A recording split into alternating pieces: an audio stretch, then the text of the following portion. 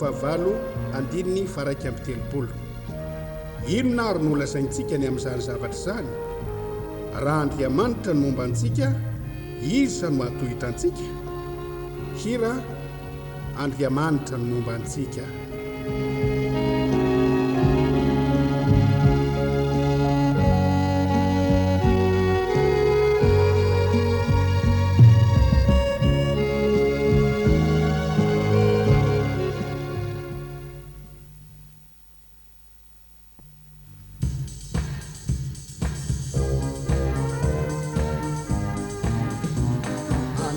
Manitra no momba antsika iza no atohitra antsika.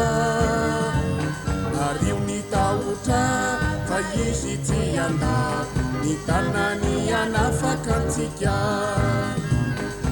Avy manatona azy amin'ny finoana, izy aro anao, alleluia. Jesosy mahery tsy amelo rery, izy tianao, alleluia.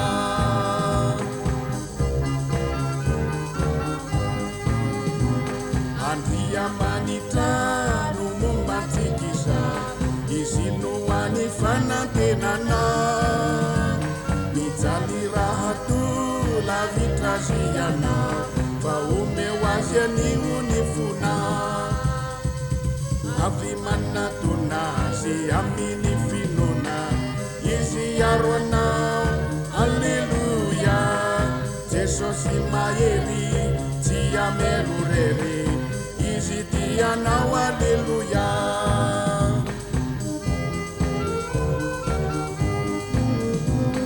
Andriamanitra no momba antsika izy no tena fahazavana.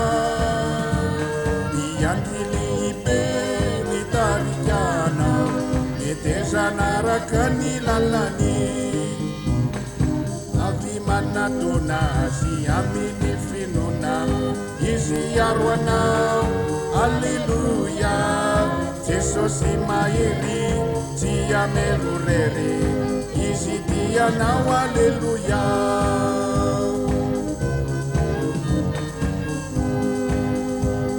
Andriamanitra no momba antsika iza no atohitra antsika. Ario ny tahotra fa izy tsy anda, ny tanany anafaka antsika. Avy manatona azy amin'ny finoana, izy aro anao, alleluia. Jesosy mahery tsy amelo rery, izy tianao, alleluia.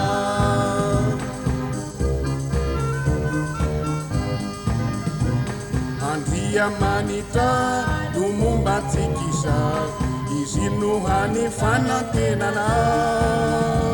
Mijaly raha tola vitraziana, fa omeo azy anio ny fona. Avy manatona azy amin'ny finoana, izy aro anao, alleluia. Jesosy mahery tsy amelo rery, izy tianao, alleluia.